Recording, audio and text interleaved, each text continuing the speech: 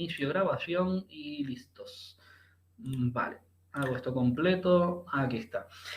Bueno, pues como les decía, la prisión provisional que estamos estudiando se regula aquí en los artículos 502 a 519. Ya vimos el otro día que se trata de una medida cautelar junto con otras. El otro día no vimos muchas medidas cautelares, pero vamos, en principio tenemos que ver todas las relativas a la situación personal de la persona, valga la redundancia. Hoy veremos que pueden ir desde una libertad condicionada en algún modo, la denominada libertad provisional, explicaremos lo que supone, hasta la prisión provisional o las situaciones intermedias de libertad con algún tipo de fianza. Todas esto se denominan medidas cautelares. En nuestra cabeza tiene que quedar que se acuerdan en algunos casos que no son los normales, sino que se tienen que cumplir determinados requisitos, que lo tiene que resolver siempre el juez o tribunal. En este caso estamos en la fase de instrucción, pero se pueden acordar o modificar en otros momentos.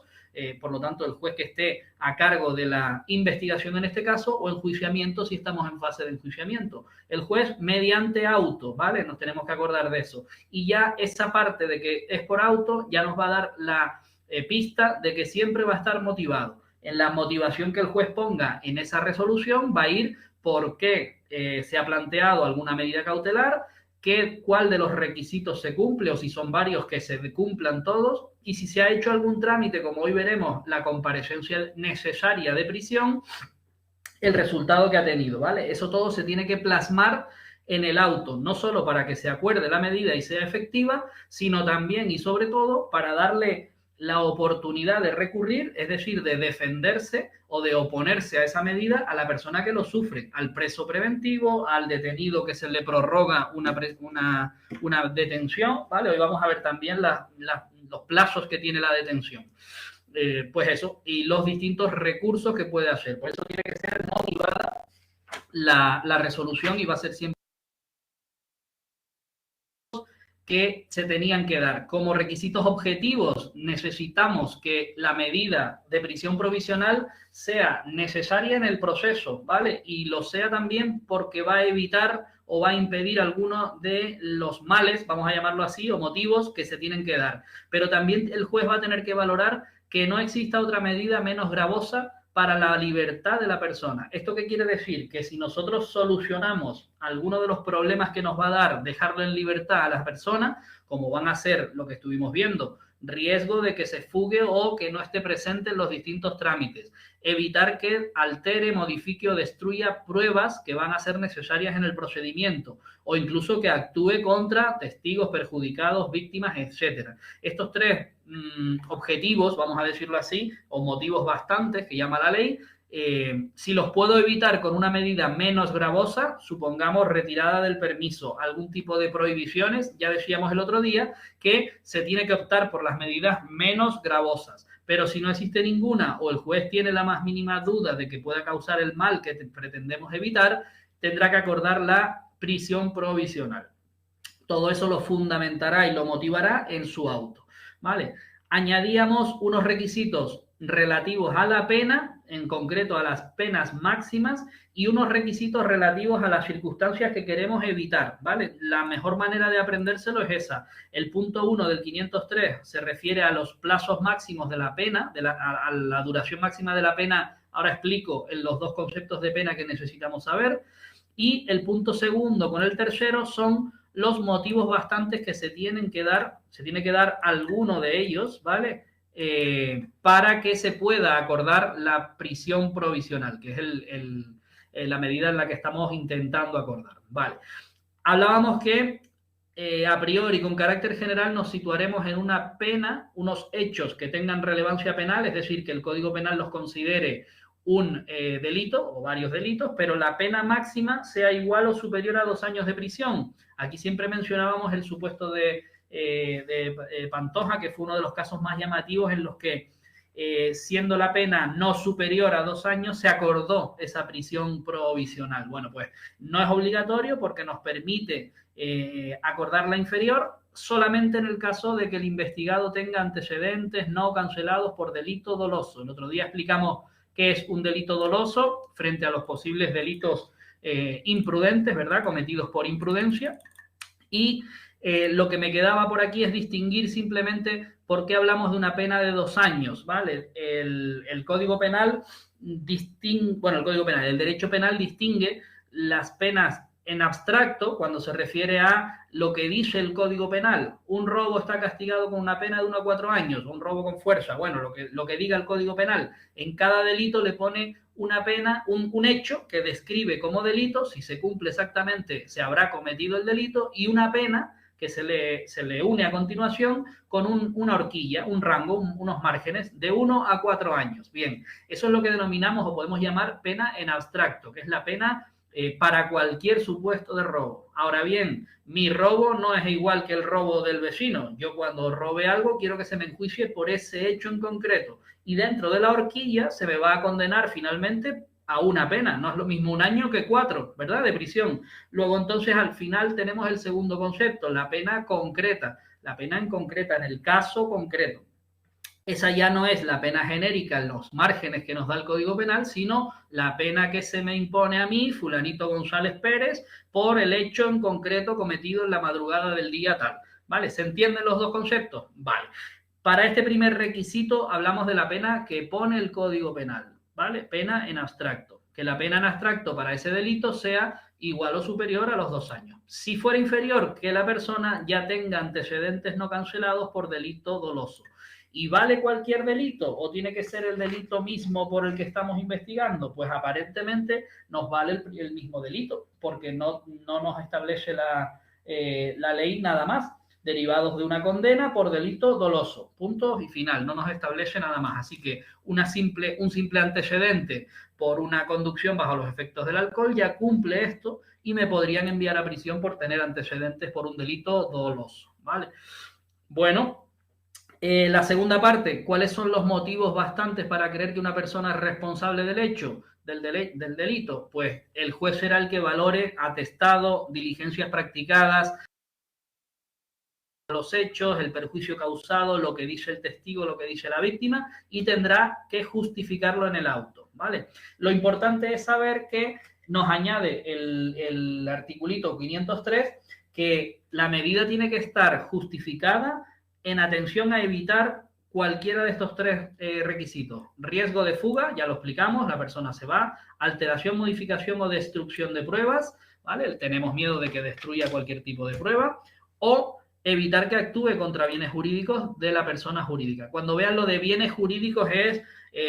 el Código Penal protege una serie de bienes jurídicos de la persona. ¿Cuáles son? Derecho a la vida, la integridad física, la libertad intelectual, sexual, etcétera. Todo lo que rodea a la persona que se me protege. Yo no quiero que me dañen, que me causen lesiones, que mal. Vale, pues eso. Los bienes jurídicos que protegen los delitos, pues de robo, apropiación indebida, daños, etcétera. Esos son otro conjunto de bienes que llaman jurídicos, que serían los de la propiedad. Mi casa, mi coche, mi cartera, no quiero que me la robes, no quiero que me causes daños, ¿vale? Esos delitos enfocan la protección de otros bienes jurídicos, ¿vale? El concepto de bien jurídico es ese, bien jurídico protegido, ¿vale?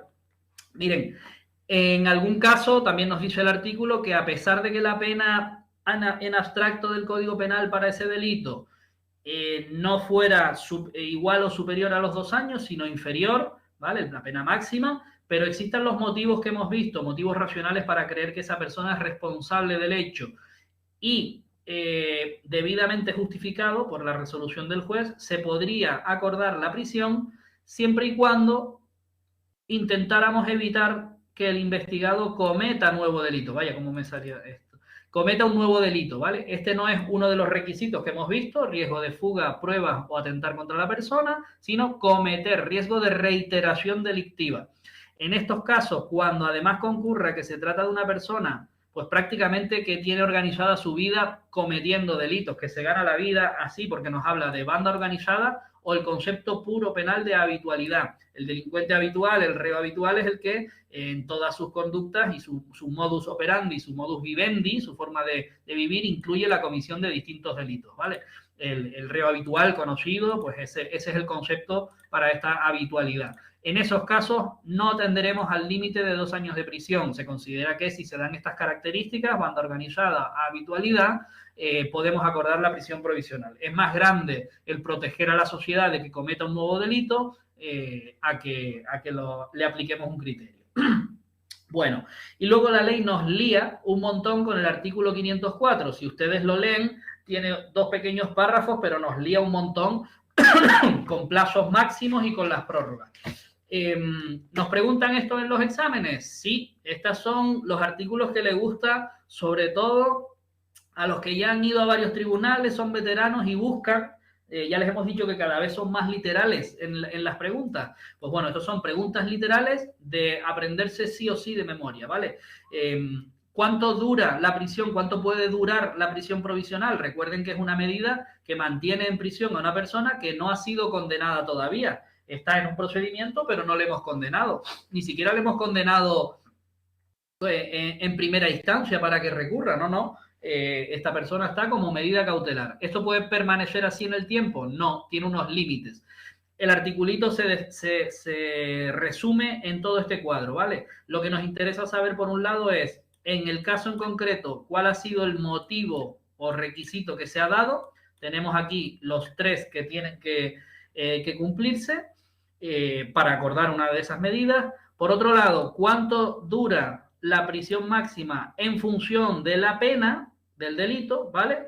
Si la pena es hasta 3 años, es decir, igual o inferior a 3 años, o si es superior a 3 años, nos marcamos 3 años para la duración máxima, y la prórroga, ¿vale? ¿Cuánto se puede prorrogar en función de que la pena que se pide sea igual o inferior a 3 años o superior a 3 años, ¿vale?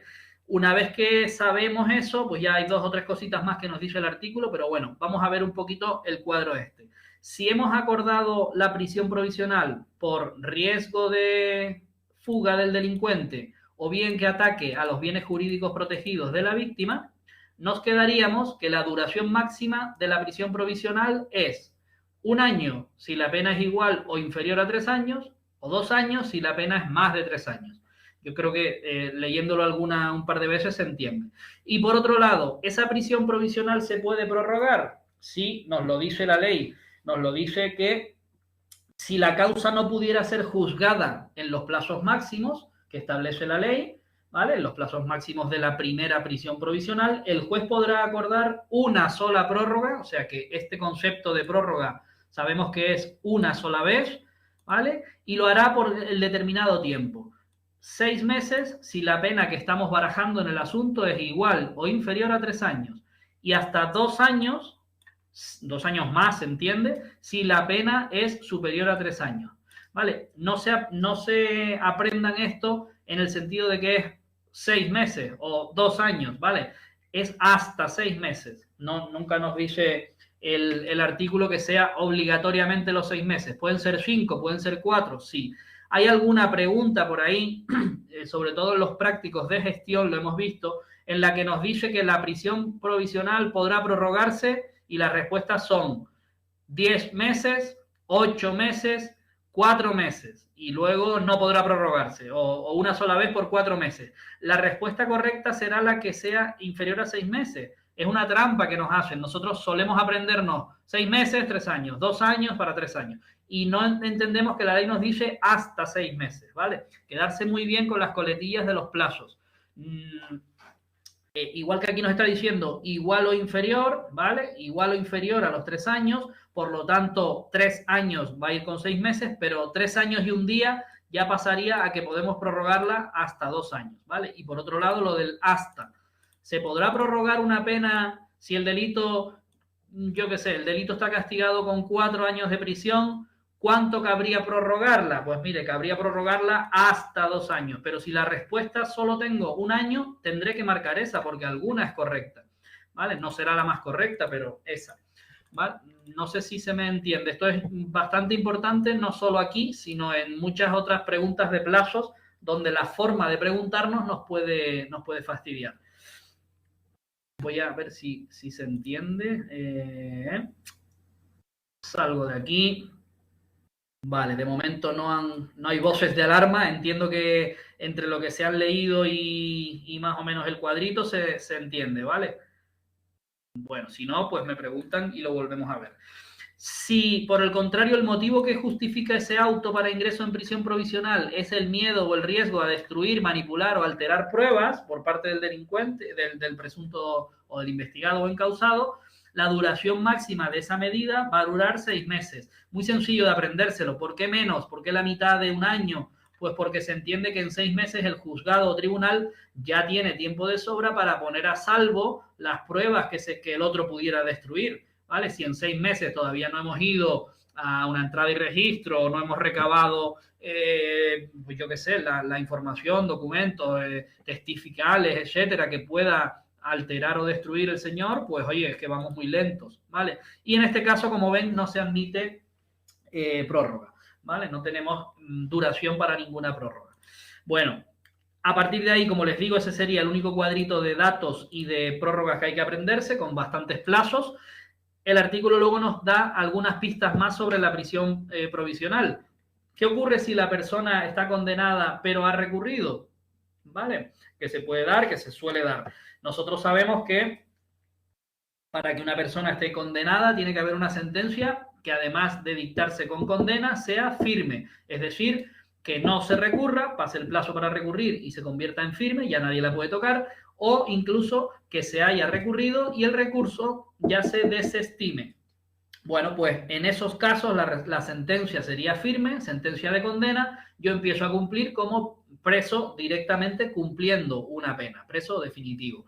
Mientras tanto, todo lo anterior son medidas cautelares de prisión provisional. Si yo dicto una sentencia condenatoria, pero me lo van a recurrir, ¿puedo mantener la medida de prisión provisional? Sí. ¿Y hasta por auto? ¿Y hasta cuándo lo puedo mantener? Pues miren, la ley nos dice en este mismo 504 que lo podré mantener hasta que se cumpla justamente la mitad de la pena dictada en la sentencia, la pena real que se ha impuesto. Si a mí me han puesto 4 años, yo podré seguir en prisión hasta los 2 años. Y ojo, tanto a los que ya lo han visto porque trabajan en los juzgados de instrucción como a los que la están viendo por primera vez, estas decisiones son de un día para otro. O sea, si yo puedo cumplir 2 años como máximo, porque la pena que me han puesto son 4, según el articulito puedo cumplir la mitad de la pena real, la pena definitiva que me han puesto, pero yo quiero recurrir a ver si me dejan libre. Bueno, pues como no tengo una sentencia firme, no puedo entrar como preso a cumplir, porque de momento no me han condenado en firme. Quiero ver cuánto tiempo puedo estar en prisión provisional. Cuando llegue el máximo, que es la mitad de la pena, los 2 años que hemos puesto en nuestro ejemplo, al día siguiente tengo que estar en libertad de manera inmediata. El juzgado que lleve esa causa, que llamamos causas con preso, aunque sean presos preventivos, tiene que en el mismo día ejecutar esa libertad inmediata, de la manera que sea. Veremos cómo es el trámite hoy y veremos lo que nos puede ocurrir en ese trámite, ¿vale? Es quizá de las cosas más moviditas, vamos a llamar, no es que sean difíciles de hacer en nuestro trabajo, pero si nos toca trabajar en una mesa de instrucción o penal y nos ocurre este caso, pues bueno, ya verán que el abogado del investigado, el secretario o la letrada de la administración, el propio juez que controle bien los plazos, o desde prisión, siempre nos avisan, oye, que mañana se cumple esto, o que dentro de 2 días, 3 días, 4 días, la semana que viene se cumple, y ya se va planificando la libertad inmediata si es que no da tiempo a que salga el recurso ese que esté por ahí para convertir una pena en primera instancia en sentencia firme, ¿vale? Bueno, otro dato que nos da ya esto como pregunta, pero esto realmente no tiene demasiada importancia. Bueno, sí tiene importancia, pero vamos, no suelen llegar muchas causas a esto. Sea cual sea la prisión provisional, quiero decir, sea cual sea la duración en la que estamos, en la prórroga en la que estamos, o incluso en este supuesto raro, sea cual sea el que estemos, Cuando se alcance por simple transcurso del tiempo 2/3 o 2/3 partes de la duración máxima, que ya habría que calcularlo, eso no nos lo van a preguntar, sino 2/3 del máximo, ocurre que el juez y el Ministerio Fiscal, que son los que dirigen tanto la instrucción del proceso como la acusación, el Ministerio Fiscal, la defensa de la legalidad que hace el Ministerio Fiscal, se lo comunicarán a sus superiores, al presidente de sala, bueno, de los jueces no es el superior, pero sí es el órgano de gobierno, presidente de sala correspondiente y fiscal jefe, ¿vale? Recuerden que el Ministerio Fiscal sí es una estructura jerarquizada, es decir, los fiscales inferiores tienen que hacer caso a las circulares que les envía el fiscal jefe y así hasta el fiscal general del Estado. Bien, en los jueces, manteniendo las directrices de gobierno, las normas gubernativas que sí tendrán que cumplirse, como normas de reparto, como sustituciones, como vacaciones, como régimen interno de salas, turnos de reparto, todas esas cuestiones que son administrativas o de gobierno, eso sí lo tienen que cumplir, son independientes en su trabajo, en su jurisdicción, a la hora de juzgar y hacer ejecutar los juzgados. Esa es la función principal de la jurisdicción penal en este caso. Pues en eso son independientes y no consideramos superiores ni a los que resuelven los recursos, ni a los presidentes de sala, ni a nadie, ¿vale? No existe ese concepto de superioridad, ¿vale? De jerarquía. Pero bueno, aún así, cuando una causa con preso preventivo llegue a 2/3 de cumplimiento duración máxima, avisamos al fiscal jefe, avisamos al presidente de sala. ¿Ellos qué van a hacer? Pues, hablando en plata, dar unas llamadas que se tengan que hacer, tirón de oreja a quien se tenga que tirar de la oreja y proporcionarle a la causa dos cositas: máxima celeridad, se tendrá que poner todo el mundo a trabajar porque se cumple la tercera parte y tenemos que poner en libertad quizás a un asesino en serie, a un importante narcotraficante, a un terrorista, ¿vale? Esas cuestiones son importantes. Y le damos a la causa desde ese momento preferencia frente a todos los asuntos. Aquí no nos andamos con chiquitas ni siquiera frente a otros asuntos protegidos o que tengan preferencia, como pudiera ser la violencia de género. Desde ese momento, ese preso preventivo, esa causa, tiene preferencia frente a todos los asuntos. ¿Para qué? Para que en el tercio que nos falta de la prisión provisional se resuelva todo. Si tenemos que dictar sentencia, la dictemos. Si tenemos que resolver un recurso, se resuelva. En definitiva, esa causa llegue hasta sentencia firme, ojalá lo más rápido posible, ¿vale? Bueno. Normalmente las prisiones se acuerdan en las causas en las que ya sabemos que más que menos se va a acordar alguna pena de prisión y que la persona terminará condenada a determinado tiempo en prisión en cumplimiento, ¿vale? Y también que no se dan los requisitos para una posible suspensión de la pena, ¿vale? Ya veremos artículo 80 y algunos supuestos de juicio rápido en los que se aplica que aunque me condenen a determinada pena de prisión, 6 meses, 8 meses, 1 año y medio, hasta 2 años, ¿vale? Se puede suspender si yo reúno una serie de requisitos o me comprometo a determinadas cuestiones como es indemnizar a la persona por la responsabilidad civil que haya cometido, en fin, un trámite que se suele hacer bastante, que es la suspensión de la pena. No entro en prisión aunque me hayan condenado, pero bueno. Como ya digo, la prisión provisional como medida excepcional cuando se sabe que mal que bien algo vas a cumplir en prisión, ¿vale? Eso es un poco la práctica aplicada. Vale. ¿Cómo se acuerda la prisión provisional? Pues miren, tenemos que celebrar en el órgano competente, puede ser la instrucción o puede ser el enjuiciamiento, normalmente son los órganos instructores, juez o tribunal instructor, una audiencia en el plazo más breve dentro de las 72 horas a las que me pongan en disposición. ¿Se acuerdan que, hoy lo veremos otra vez, cuando deteníamos a alguien teníamos una serie de plazos para ponerlo a disposición del juez o para ponerlo en libertad? Hoy los repasaremos, pero una vez cumplido eso, ya entra el atestado, se le pone el sello y el detenido ya está en el calabozo del juzgado. A partir de ahí tendremos que celebrar la comparecencia de prisión en el plazo más breve dentro de las 72 horas siguientes. Nos dan un plazo grande. Recuerden que el plazo que tenía el juez para resolver sobre la detención también era ese, ¿vale? Pero por encima de esos plazos tenemos las 24 horas y el tiempo estrictamente necesario. En algunos juzgados algunos jueces o magistrados que ya pues tienen experiencia y saben bien de eso, ponen en libertad al detenido inmediatamente después de declarar, inmediatamente después de prestar declaración, ¿vale? ¿Por qué? Porque entienden que ya no es necesario que esté custodiado, esposado y en calabozo, sino que la persona se va a mantener ahí para el resto de trámites y tal. ¿Es un riesgo de que se nos vaya y no nos notifique algo? Sí, bueno, es un riesgo, pero técnicamente ya no hay motivo para tener a esa persona en la condición de detenido. Por lo tanto, algunos jueces que son más más legalistas en este asunto, inmediatamente después se acogen a que durará el estricto tiempo necesario. Por lo tanto, ya le he tomado declaración, que era lo que me traía la persona detenida por este asunto, quítele las esposas, póngalo en libertad, me despido de los agentes de Guardia Civil o Policía y sigo el procedimiento. Si la persona se escapa y se va, bueno, pues mala suerte en este caso, me obligará a volverlo a detener, pero realmente yo ya no tenía más motivos para mantenerlo detenido. Eso sería en puridad lo que se debería hacer. ¿Qué se hace en los juzgados? Oiga, espérese, ya le pondremos en libertad al final del proceso, cuando dentro de media hora, cuando firme usted todo o cuando se le notifique todo, y así un poco aseguramos todo eso. ¿Vale? Es mejor y realmente lo bien hecho es la primera opción. Lo que se hace en el 90% de los casos es el segundo.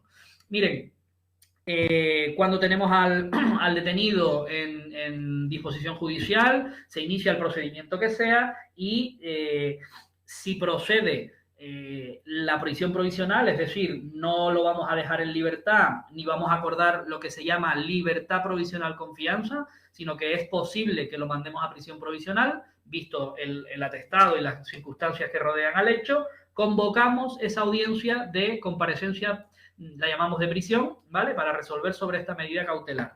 Citaremos a todos los intervinientes, Ministerio Fiscal, investigado, asistido de su abogado, demás partes, o sea, las partes acusadoras, acusación particular, acusación popular, si están personadas, las citaremos, ¿vale? Y en contradicción celebraremos esta comparecencia.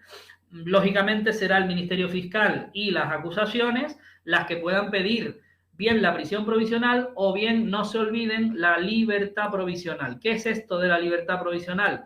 Miren, no se compliquen, simplemente usted queda en libertad, la persona queda en libertad con la obligación de comparecer ante este juzgado o el juzgado que en su momento conozca de la causa tantas veces como sea llamado, ¿vale? Simplemente con que le cite yo en forma, usted tendrá que venir, ¿vale? Esa es la única condición que se pone en la libertad provisional. Se le advierte también que si no cumple con eso, se le podrá convertir esta libertad provisional en detención o incluso en prisión provisional, ¿vale? Detención o incluso prisión provisional. ¿Supone una medida cautelar? Sí, técnicamente, aunque la persona no lo nota, porque realmente está en libertad, como todo lo que pasa, hasta que no le llegue un papelito, una cédula de citación o lo que sea, no nota nada. Pero técnicamente es una medida cautelar, ¿vale? Está usted en libertad provisional, está sujeto a que yo le llame, ¿vale? La otra posibilidad de la libertad provisional es que se acuerde con fianza. En este sentido, usted va a tener que depositar un dinero y ya no funciona este dinero como vimos en civil o como estudiamos al principio para cubrir la responsabilidad derivada del delito. Usted causa un delito de daños en mi coche, me tendrá que pagar el coche cuando le condenen, ¿verdad? A usted le van a poner 32 días de trabajo en beneficio de la comunidad y que me pague los daños, que ascienden a 3.000 euros. Eso, no sé, cuando yo abro una pieza de averiguación patrimonial o de responsabilidad civil, investigo el patrimonio y le embargo los 3.000 euros, pero eso es para cubrir los daños. Aquí no hablamos de ese concepto de fianza, hablamos de una fianza en la que el dinero o los bienes se consignan expresamente para evitar la prisión provisional. ¿Vale? Es importante también que quede claro. Esa fianza no es para pagar nada, sino para evitar la prisión provisional, que es la otra alternativa. Si yo le doy a usted un plazo y usted no deposita el dinero, recuerden los famosos casos Mario Conde y otros tantos, les mandan un dinero muy alto de fianza y para evitar la prisión provisional. Y muchos de ellos eligen la prisión, o sea, prefieren fallar al plazo conferido para evitar la prisión y entran en prisión. ¿vale? Al final, ellos saben que esos días de prisión provisional les cuentan ya para la condena que les vaya a caer y no quieren comprometer patrimonio, bienes, dinero, etcétera, ¿vale? Pero bueno, saber que esa fianza es para evitar entrar en prisión. Bueno, pues visto así las cosas, convocamos a todo el mundo dentro del plazo que nos marca la ley, las 72 horas. Normalmente se hace antes porque el plazo más breve suele ser el mismo día que nos traen al detenido. Bueno, pues convocamos para las 11:15. Entramos a la sala polivalente o similar, grabamos ese acto si se puede, como si se tratara de una vista. Lo llamamos audiencia o lo llamamos comparecencia, pero está el juez y va a resolver el juez sobre el resultado de esa comparecencia o de esa audiencia. El Ministerio Fiscal hablará, las acusaciones también, y el acusado se defenderá, o el investigado, si estamos en fase de instrucción. ¿Cabe prueba? Sí, cabe proponer prueba, y además es curioso porque no solo es la que se pueda practicar en el acto. Tengo un testigo, señoría, tengo una documentación o un audio o un listado de WhatsApp, lo que sea para evitar que a mi defendido le puedan poner esa medida. Vale, pero es que además tengo un oficio que le tiene usted que pedir a la Seguridad Social, a la empresa fulanita. Quiero que sí tenga un testigo que no puede venir hasta mañana. Toda la prueba que se pueda practicar en las 72 horas que hemos visto, que son estas 72 horas, se puede proponer y se puede practicar, ¿vale? Por lo tanto, si nos proponen alguna de estas, no podremos resolver. ¿Qué problema? Pues si tenemos al detenido, habrá que hablar de prórroga de la detención, que no es prisión provisional. Fíjense el juego de figuras. ¿Por qué les estoy mencionando todos estos conceptos? Pues porque desde la libertad provisional, la libertad con fianza, la libertad con otras medidas, la prisión provisional, la detención prorrogada, la detención, todo eso, ¿verdad que afecta a la libertad de la persona? O lo tenemos en la policía, o lo tenemos en calabozo, o lo tenemos con alguna medida cautelar. A todo eso lo llamamos medidas cautelares y lo tramitamos, en una pieza separada de situación personal. Todo eso afecta a la situación personal, especialmente a la libertad del investigado, ¿vale? Lo de pieza separada ya lo hemos explicado varias veces, supone abrir desgajado del procedimiento principal un pequeño expedientito que llamamos pieza de situación personal y en él se van a insertar todas las resoluciones que modifiquen, cambien o acuerden alguna medida cautelar que afecte a esa situación personal, ¿vale? Junto con las notificaciones o requerimientos que se hagan, ¿vale? Lo puedo adelantar ya. Si nosotros imponemos una medida de apudacta, que se llama, venir a firmar todos los lunes o cada 15 días, tenemos que requerir a esa persona, le tenemos que decir cómo se cumple esa medida y las consecuencias que tiene no hacerlo. Si usted no viene, ¿cómo lo hacemos? Usted tendrá que venir los días 1 y 15. Vale, si fuera festivo el 1 o el 15, vendrá usted al inmediatamente hábil siguiente. Vale, y sepa usted que si no viene, se le puede cambiar esta medida por otra peor, por otra que le afecte más a su libertad o coarte más su libertad, incluida la prisión provisional. Ahí está usted enterado de todo. Si usted no cumple, ya sabe que es porque no quiere. Y entonces estará el juzgado en su libertad de acordar una medida más restrictiva o incluso meterlo en prisión provisional, ¿vale? Bueno, la prueba en las 72 horas.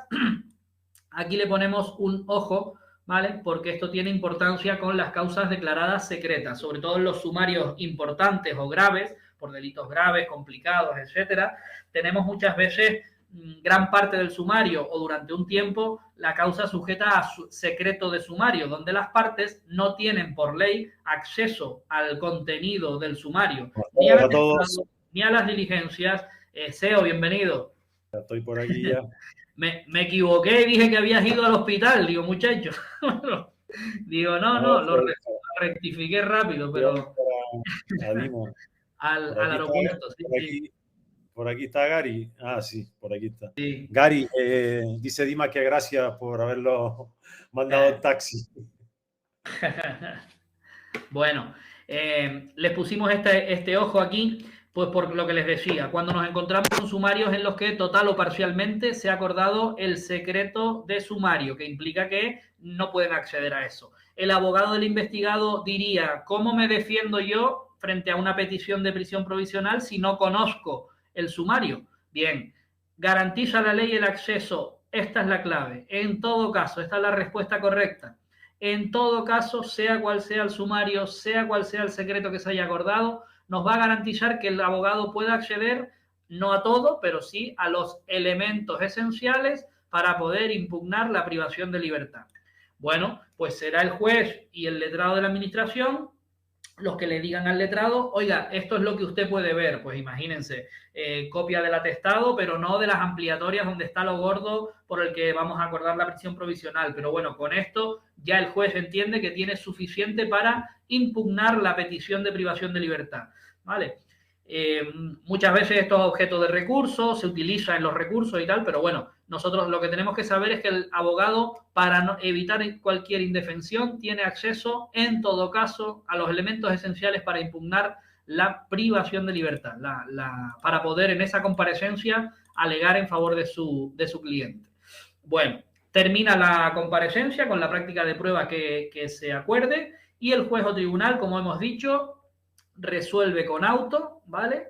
Si no se acuerda ni prisión ni fianza, lo que nos queda es la inmediata puesta en libertad, ¿vale? ¿Cuándo ocurre esto? Rara vez, porque el fiscal no se suele mojar a pedir prisiones si no la tiene muy bien atada. Fíjense que los informes de fiscalía en este caso tienen que resolver todos los supuestos y requisitos que hemos visto, con lo cual tienen que estudiarse muy bien las cosas. Pero si se diera el caso de que se nos cae cualquier argumento para la prisión provisional, auto del juez dictando la libertad inmediata.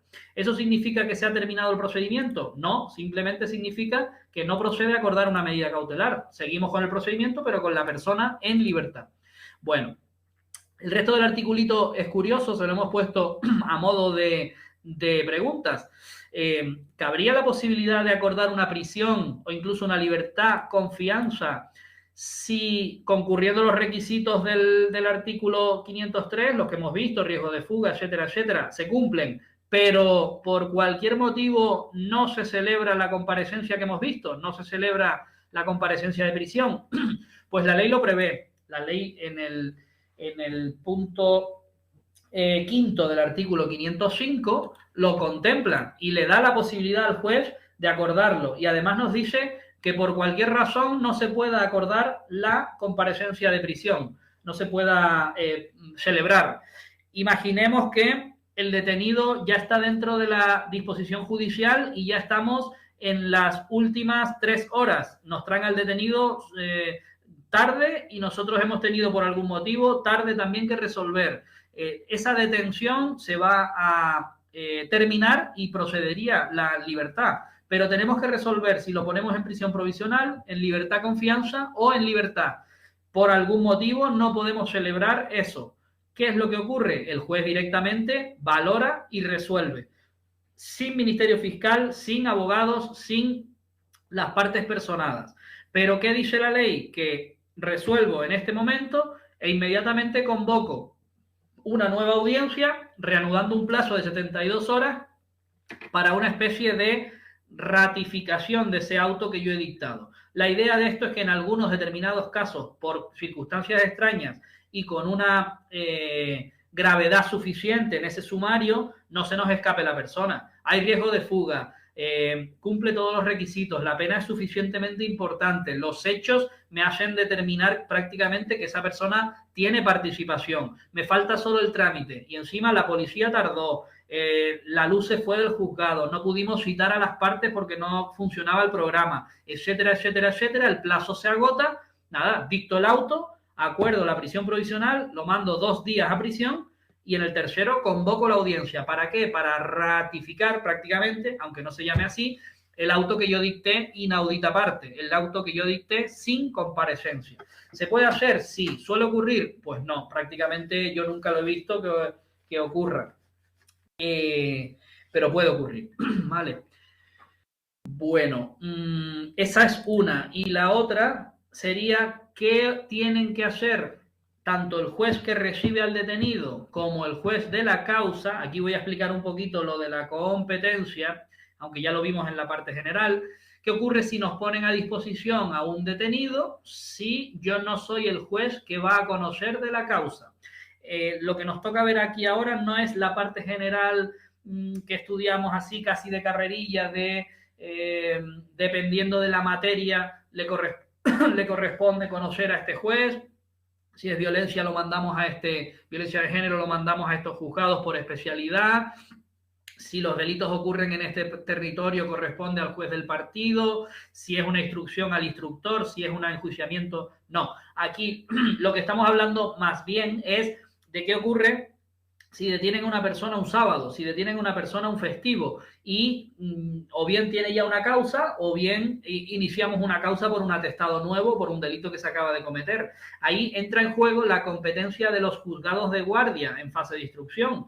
Bien, un juez que está de guardia porque le toca de guardia recibe todas esas cuestiones y va a ser competente, entre otras cosas, solo para conocer de la situación personal, conocer y resolver. Esa persona que viene como detenido, tengo yo que resolver si lo pongo en libertad, si lo pongo en prisión provisional, si acuerdo alguna otra medida o si lo pongo en libertad provisional con fianza, ¿vale? Dependiendo del hecho. Ese juez sabe que él no va a llevar la causa, que una vez resuelto eso, se lo va a enviar al juez competente. Bien porque los hechos han ocurrido en otro partido judicial, bien porque el hecho es tan grave que no me corresponde instruirlo a mí, bien por otros motivos, ¿vale? Por lo que sea. Pero la situación personal sí que la vamos a resolver en guardia. Todo esto que estoy diciendo también nos va a servir para las diligencias previas y el procedimiento abreviado, que veremos trámite para otros delitos, y también para las diligencias urgentes en los juzgados de guardia. Eso se amplía a los juicios rápidos, ¿vale? Unas diligencias urgentes pueden derivar en juicio rápido, pero unas diligencias urgentes también pueden derivar en juicio por delito leve inmediato, ¿vale? La gravedad del asunto es menos y yo acuerdo un señalamiento rápido ante el juzgado de guardia y dicto una sentencia, ¿vale? Bueno, pues resolver sobre la situación personal se le encomienda al juzgado de guardia, pero él no va a ser el competente, pues hará lo que pone aquí.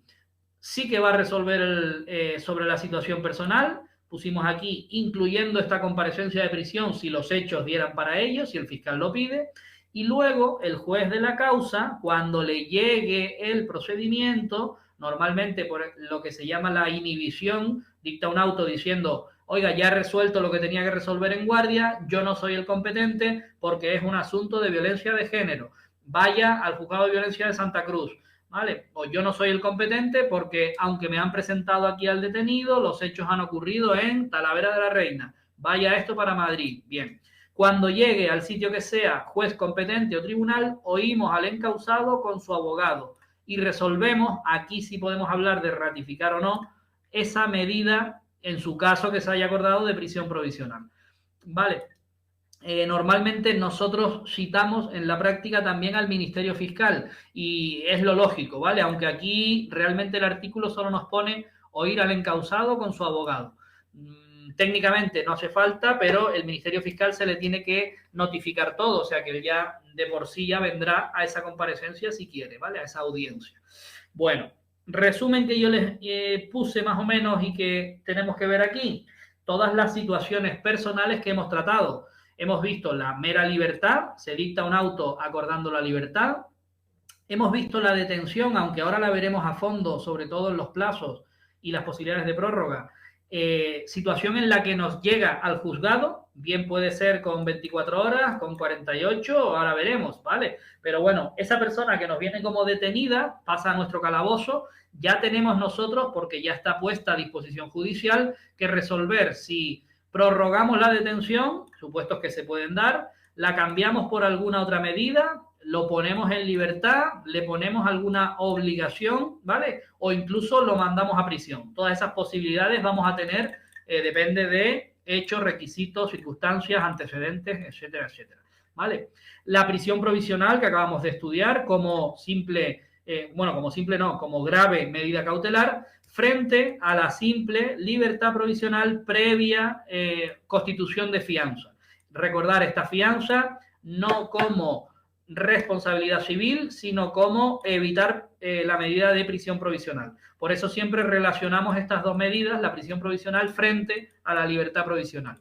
Los que estén en instrucciones mixtos o incluso penales, como interinos, habrán visto no la libertad con fianza, porque salvo que estén en audiencia de CJ o alguna cosa grave o hayan hecho jurados en Santa Cruz, Lo normal es libertad con alguna medida de apudacta, venir a firmar, retirada de permiso, algunos casos, prohibición, alguna medida del 544 bis o ter, que estudiaremos el próximo día, ¿vale? Estas cositas son las que solemos ver y no tanto la imposición de fianza.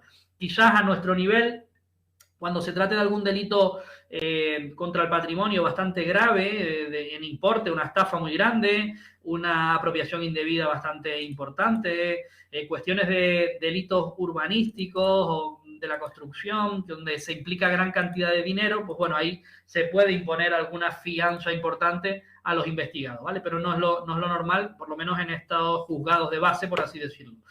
Otra medida que hemos visto es la posibilidad de prorrogar la prisión provisional.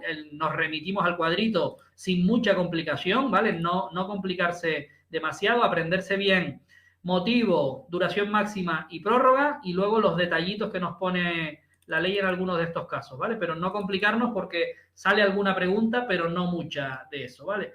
Y estoy en la siguiente, aquí. Por último, la prisión ya no como medida cautelar, sino como situación personal. Oye, ¿dónde está tu primo? Está en prisión, está cumpliendo. Eso implica que tenemos una condena firme, un procedimiento penal terminado por sentencia firme, recuerden lo de firme, que agotado los recursos o pasado el plazo para recurrir. Y lo que añadimos es que ya existe también un procedimiento que se denomina ejecutoria penal. Una vez que tenemos una sentencia, recordar que los jueces no solo dictan sentencias, sino también hacen cumplir esa sentencia, ¿vale? Igual que en civil.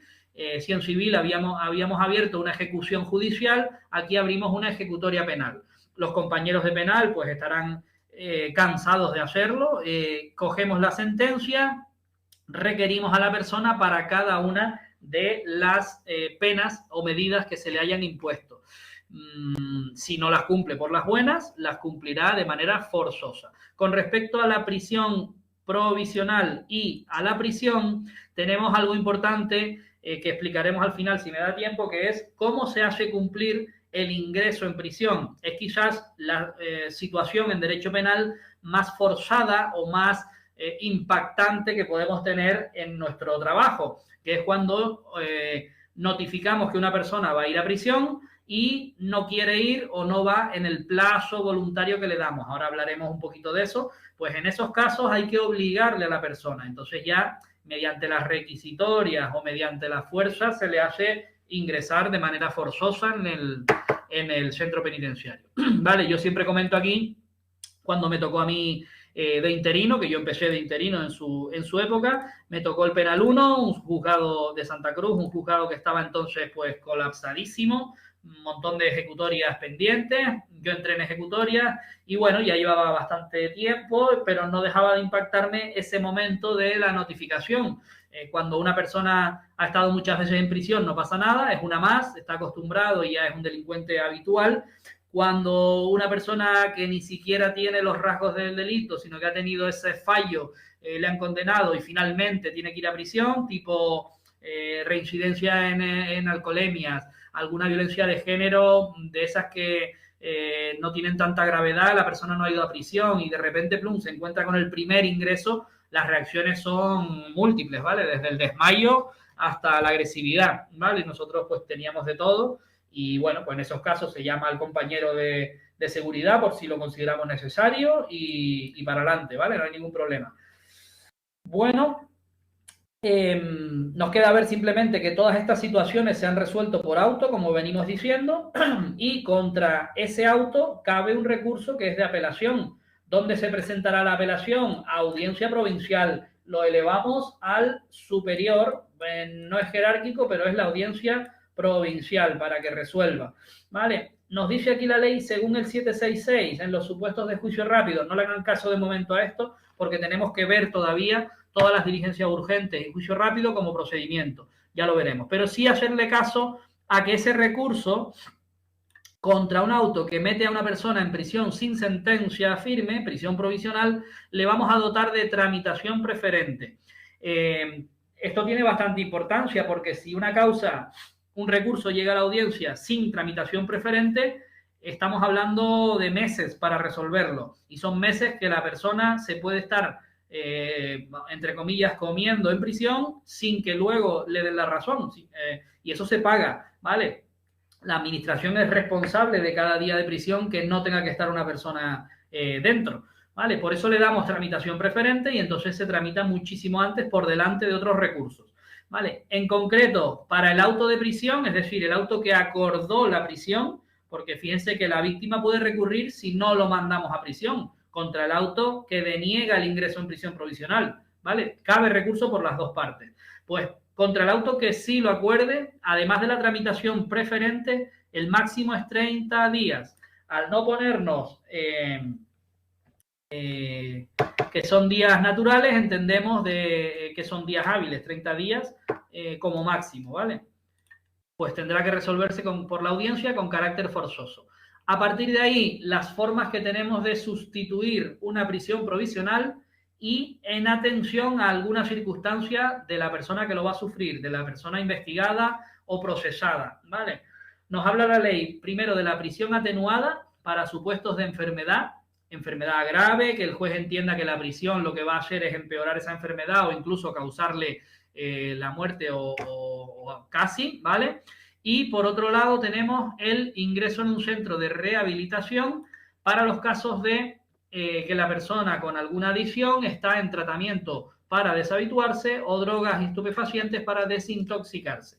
En estos supuestos, si se acuerda una prisión provisional, en esa misma comparecencia se tramita, se expone y se resuelve si la persona tiene alguna enfermedad crónica o terminal o si la persona tiene alguna adicción y está, sería mejor esta medida de ingreso en un centro de rehabilitación. Pues bueno, simplemente se plantea y se resuelve. El juez en el auto lo acordará. En vez de meterlo en prisión provisional, lo pongo en un domicilio o en un centro de rehabilitación. La prisión atenuada que llamamos por razón de enfermedad supone que se acuerdan medidas de vigilancia para que esa persona cumpla en su domicilio esa reclusión, vamos a llamarlo así. El juez puede, si hay un tratamiento médico, autorizarle salir determinadas horas simplemente al tratamiento, supongamos diálisis o supongamos tratamientos similares que la vida le va en ello, pues viene la ambulancia y lo vigilamos, ¿vale? Ponemos un policía allí por turnos a controlar esa prisión provisional. No me confundan, por favor, esta prisión provisional sustituida por una prisión atenuada en un domicilio con lo que es una pena que llamamos localización permanente. Dentro de las penas que se pueden imponer, además de la prisión, la multa, los trabajos en beneficio de la comunidad, cualquier otra, está la localización permanente. Usted se le condena a estar tantos días en su domicilio. Y es verdad, es similar, pero aquí lo estamos haciendo sustituyendo una prisión provisional. No hay sentencia, se le permite salir al médico, hay una razón que lo justifica, que es la enfermedad, ¿vale? No confundirlas. En cuanto al ingreso por toxicomanías o otras adicciones, simplemente se ingresa en el centro de rehabilitación y sin que el juez lo sepa y lo autorice, el centro no puede autorizar ninguna salida. ¿Qué se nos da muchas veces en estos casos? La fuga del centro. El centro no tiene las medidas de vigilancia, control, etcétera, se les va y no vuelve a dormir, por ejemplo. Bueno, ya estaría durmiendo allí, pero vamos, se escapa y no vuelve la persona. Busca y captura y entonces ya valoraremos si en vez de esta atenuada le vamos a meter en prisión provisional, ¿vale? Por último, prisión incomunicada. Es el artículo 509 el que nos define y nos da los requisitos de cuándo se puede acordar una prisión de manera incomunicada, que supone, además de la prisión, retirarle un montón de derechos que tiene el preso preventivo, ¿vale? Los veremos ahora, no sé si llegaremos, pero bueno, lo estudiaremos. Lo que necesitamos saber de la prisión incomunicada es simplemente que es excepcional, lógicamente, que se acuerda igualmente por auto, y aquí vienen las dos cositas que nos pueden preguntar.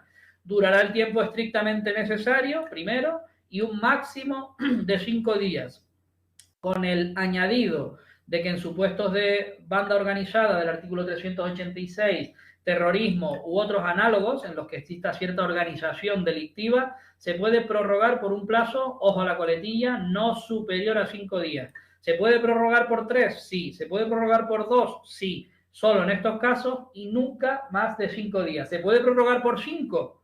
Sí, porque 5 días no es superior a 5 días. Es justo 5 días.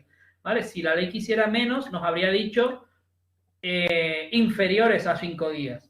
¿Ven la diferencia? Inferiores a 5 días ya no incluye justo 5. Incluiría 4, pero 5 no. ¿Vale? Bueno, además de eso, el juez, al acordarlo en su auto, tiene que justificar que concurre alguna de estas circunstancias. Aquí no hablamos de las 3, sino alguna. Peligro para la vida e integridad de alguna persona. Si yo no acuerdo la incomunicación, este narcotraficante, este mafioso va a llamar por teléfono a alguien, a un sicario fuera, y va a matar a tal persona. ¿Vale? Evitar o comprometer el proceso de manera grave. Si yo permito que este hombre se comunique con su esposa, con su abogado, con su primo, mediante las visitas que normalmente se podrían hacer, voy a comprometer no solo la detención de todas estas personas, sino la continuación del proceso, ¿vale? Porque enseguida ellos se ponen de acuerdo, la mafia tiene sus medios, o los terroristas tienen su medio, los narcotraficantes, etcétera, etcétera, y compromete de forma grave el proceso penal, ¿ok? Sería el otro motivo. Bueno, ¿en qué consiste? Aquí tenemos que tener en cuenta el artículo 527. Si se fijan, el artículo 527 nos refiere cuáles son los derechos que nosotros podemos privarle en esa prisión incomunicada. Le podemos impedir que designe un abogado de su confianza. ¿Por qué? Porque el abogado de la familia, imagínense el padrino o cualquier otra mafia, sabe más de los delitos que los propios delincuentes. Forma parte, lo que pasa es que está en el lado blanco de toda esa mafia, ¿no? Entonces, usted no puede designar abogado particular, le vamos a poner el que le toque de oficio. Porque si no, usted le va a decir lo que tiene que hacer, va a ir al dinero, va a ir a la droga, va a ir a lo que sea, el propio abogado, ¿vale? Porque es de su confianza. Podemos impedirle también, según el 527, que se comunique con cualquier persona que tenga derecho a hacerlo. Hemos hablado de su mujer, de su primo, todas estas visitas, ¿vale? Exceptuando al juez, que siempre podrá pedir declarar ante el juez, al Ministerio Fiscal, que podrá interrogarle cuando le toque, y el médico forense, cuestiones de salud las mantenemos, ¿vale? No podrá entrevistarse en reservado. ¿Qué supone esto?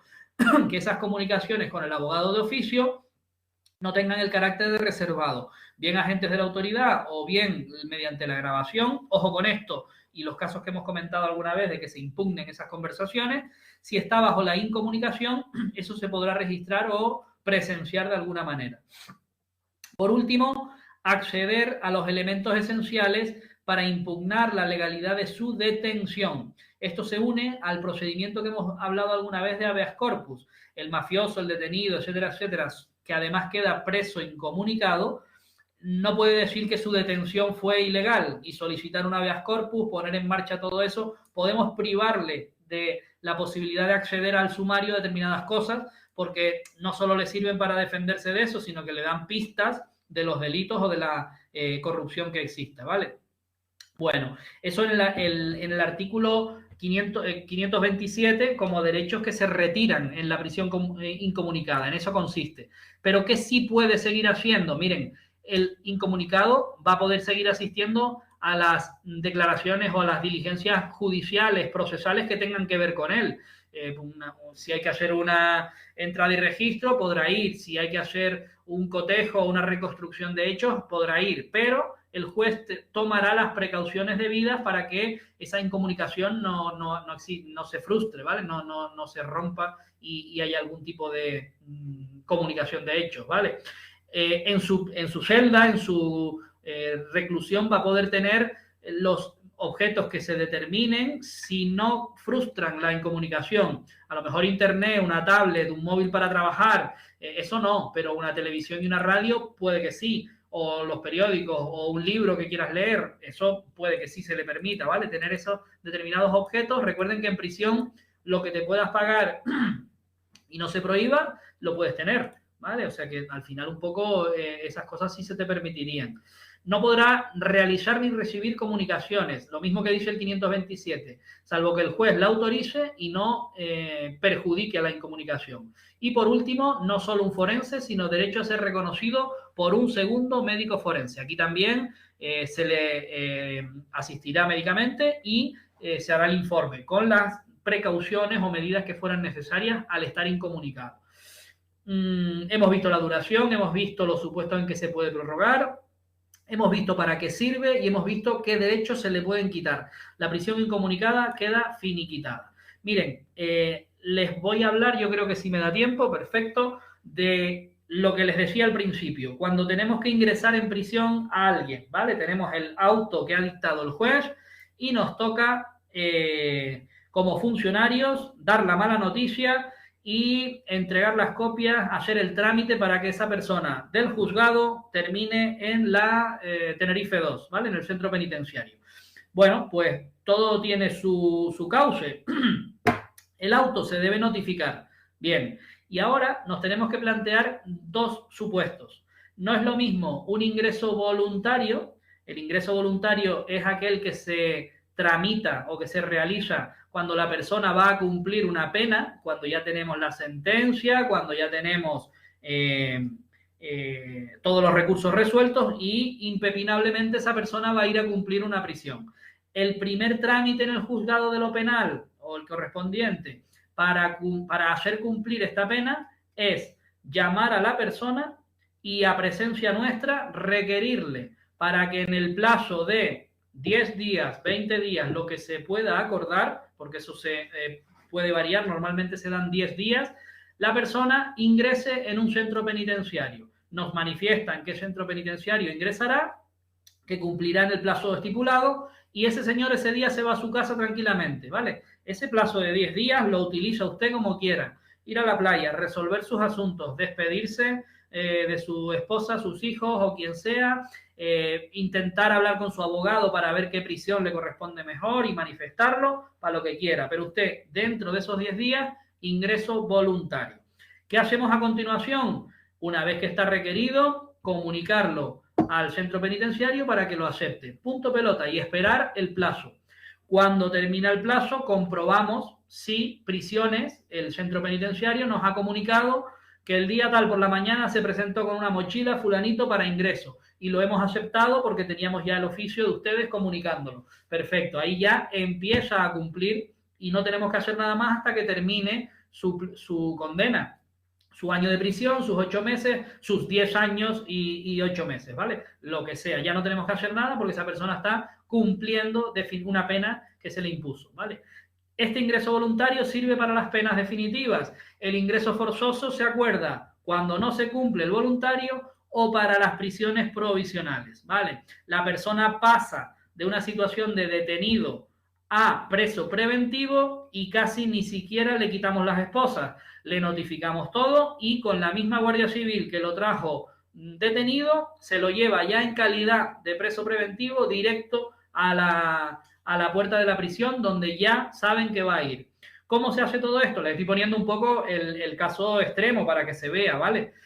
¿Cómo lo hacemos? Pues miren, tenemos nuestro auto, lo notificamos, le damos una copia a la Guardia Civil que lo va a llevar, les he puesto la misma, pero normalmente no es la misma, la Guardia Civil tiene sus conducciones, ¿vale? Lo vienen a buscar y el furgón pues lo lleva al centro penitenciario, aquí Tenerife 2. Al director de la prisión se le envía un mandamiento, a la Guardia Civil se le da otro mandamiento. ¿Para qué? Para que lo conduzcan directamente al centro penitenciario y al director de la prisión para que acepte en calidad de preso preventivo, ojo con esto, hay que decírselo, a fulanito de tal con DNI tal. A partir de ahí, esperar, ¿vale? Simplemente a que la furgona lo lleve y el centro penitenciario nos envíe por correo electrónico, por fax, como quiera que sea, que lo ha recibido. A partir de ahí, como es un preso preventivo, medida cautelar, controlar muy mucho los plazos que en cada caso tengamos que respetar, ¿vale? Normalmente los presos en las causas, en los juzgados de instrucción y en los penales se les suelen encargar la tramitación a los gestores. Se supone que lo van a llevar más y mejor. Bueno, también por carga de trabajo, los presos suelen llevarlo los gestores, tramitarlos me refiero. Esto no tiene nada que ver porque hay gestores de todo tipo, tramitadores de todo tipo, ¿vale? Pero bueno, si si les toca como gestores llevarlo, pues el ingreso en prisión se hace de una de estas dos maneras.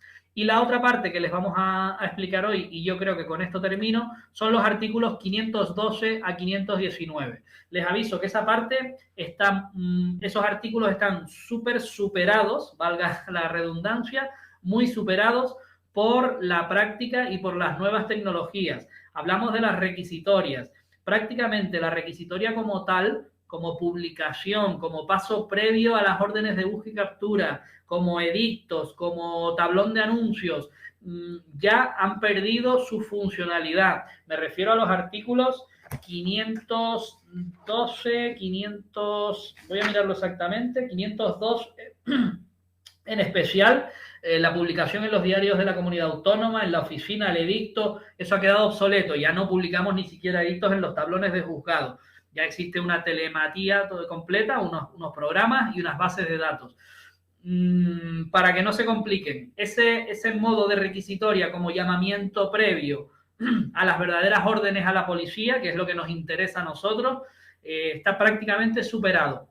No suelen preguntarnos de esa requisitoria antigua como llamamiento, publicación, nada de eso. Nos suelen preguntar, a lo mejor utilizan la palabra requisitoria, pero ya referida a las órdenes de búsqueda y captura, a las órdenes de búsqueda y presentación, o localización y averiguaciones de paradero, ¿vale? Bueno, pues en estos artículos, y uniéndolo un poco a la realidad de lo que ocurre hoy, tenemos que saber que primero de todo, cuando estemos tramitando un proceso penal, antes de poner en busca a nadie, antes de dictar ese auto, porque todo va a ir por auto del juez, ese auto acordando que se detenga a una persona, que se le busque, que se le ingrese en prisión, antes de todo eso, tenemos que cumplir un paso previo que es agotar todas las vías de averiguación, tanto de domicilio como de paradero. Nos la refiere el artículo 178. Suponen en la práctica acceder a las bases de datos que tiene el juzgado para localizar en todas esas bases dónde vive actualmente el investigado, el condenado, el preso preventivo que queremos localizar, lo que sea, localizarle, ¿vale? Desde que tengamos un teléfono nuevo en la causa, un domicilio posible actual de la persona, antes de irnos al auto de busca, por favor, intentar citarlo en ese otro domicilio, agotar todas las vías de averiguación y domicilio. Esto no se les va a olvidar porque la búsqueda de detención es una medida excepcional, ¿vale? Una vez agotado esto, entonces sin miedo, nuestro auto para lo que sea. Auto de los distintos niveles que hemos hablado alguna vez, que ahora vamos a repasar. Y ese auto, que no se nos olvide, hay que subirlo, no sé si en cada juzgado es obligación del letrado de la administración y responsabilidad del letrado de la administración, pero muchas veces los datos los incluimos nosotros y el letrado o letrada simplemente firma, ¿vale? Incluirlo en la base de datos SIRAG. SIRAG viene a significar, si yo no me equivoco, servicio de, lo tengo por aquí, bueno, no me acuerdo, de intercomunicación, de registros. Es una base de datos con numerosos registros, entre los que están lo que nos interesa ahora, las órdenes de búsqueda y captura, que se incluyen esos datos y se interconectan con las bases de datos de las policías. Bueno, no lo encuentro ahora, pero vamos, sistema de interconexión de registros de la Administración de Justicia o algo así parecido. Desde los antecedentes penales hasta las bases de datos de requisitorias y medidas cautelares. Todo eso se va modificando día a día, las policías acceden y así se coordina todo el mundo. Lo subimos, el letrado le da el visto bueno y esa orden ya está en vigor, ya todos actúan y ya van a detener a esa persona. Por último, todo este trámite lo incluiremos en pieza separada que llamaremos de situación personal. Todo esto lo hacemos nosotros con nuestras manitas en nuestro ordenador. Vamos imprimiendo las cosas y formando todas esas piezas separadas. Y ahora sí, entramos en qué clases de requisitorias, qué tipos de órdenes de búsqueda tenemos. De menor a mayor gravedad para la persona, lo hemos comentado alguna vez, que la policía judicial busque y averigüe el paradero de esa persona. Una vez que lo localicen, sea en Barcelona, sea en Cuenca, sea en Teruel, nos comuniquen el domicilio y datos actuales para nosotros poderlo llamar. Un nivel superior vendría a ser que ya lo detengan a esa persona porque no ha venido en muchas ocasiones y no sé dónde está, y nos lo presenten judicialmente. No nos lo van a traer desde Barcelona hasta Tenerife o Las Palmas, no. Lo que van a hacer es llevarlo al juzgado de guardia del lugar de la detención, donde haya sido detenido. Y mediante exhorto, mediante colaboración, que ya también va a una base de datos, bueno, perdón, ni siquiera mediante exhorto, eso era antes. Ahora, mediante acceso al SIRAJ, el propio juzgado va a entrar a la base de datos y ahí va a tener todos los datos SIRAJ que hacen falta. Por lo tanto, ya va a saber por qué Las Palmas o por qué Tenerife lo estaba buscando, ¿vale? Lo que hará será ir al SIRAJ y mediante ese acceso a SIRAJ tramitará directamente la detención. Si es para tomarle declaración, le tomará declaración con los datos que le hemos puesto nosotros. Si es para notificar, le notificará la resolución. Si es para aportar o requerir, lo mismo, le hará el trámite, ¿vale? Y nos enviará la diligencia. Por último, en el nivel más gravoso para la persona, buscarlo, detenerlo e ingresarlo directamente en prisión.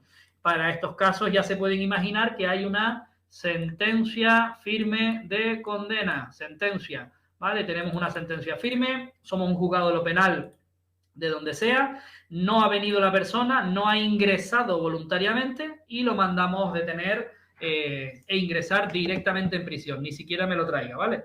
Bueno, no sé si me queda tiempo, creo que no, son 8:30. Nos queda un detallito de la detención con todo este rollo de los plazos y las prórrogas. Prefiero verlo el próximo día. Con eso nos terminamos el capítulo y prácticamente con ese detallito del próximo día. Pregunta Mercy que cómo sabemos la fecha de fin de la búsqueda una vez dictada. La fecha fin de la búsqueda la ponemos con un auto que cancela expresamente o deja sin efecto la medida. Cuando nosotros nos traen al detenido que teníamos en búsqueda y captura, tenemos que hacer lo que tengamos que hacer y ver quién deja sin efecto esa medida y quién la da de baja en la misma base de datos. Hemos dicho que se anota la medida cautelar en el SIRAJ. ¿Dónde lo tenemos? Aquí, ¿vale? Si nosotros hemos hecho bien esto, la pieza separada de situación personal, tendremos un auto, una nota del SIRAJ, que es un folio donde viene que está correctamente anotada, y tendremos esa pieza. Cuando lo detengan en Barcelona, en Galicia, donde quiera que esté, nos van a devolver el trámite hecho y un auto dejándolo en libertad. Eso lo pondremos nosotros en nuestra pieza separada y el letrado de Galicia, que hizo todo el auto y lo puso en libertad, dejará en el SIRAJ sin efecto esa requisitoria. Con lo cual ya las policías judiciales saben que esa orden está cancelada. ¿Con qué fecha? Con la fecha del auto que deja sin efecto la orden de búsqueda y captura. Normalmente, si nos lo traen a nosotros, pues lo hacemos nosotros, y si no, lo hará el juzgado donde se presente a la persona detenida. ¿Vale? No sé si quedó... Vale, perfecto. Más cositas que hayan quedado por ahí. Esta parte es súper interesante, donde materializamos la fuerza de la justicia, la realidad de lo que dice un juez y lo pone en un papel llevado a la realidad de una persona que la detienen al llegar a un aeropuerto, al llegar a su trabajo, lo localizan en el momento más inoportuno, clink, y lo detienen, ¿vale? Es la materialización de lo que pone en el papel hecho realidad. Pues paro la grabación por aquí.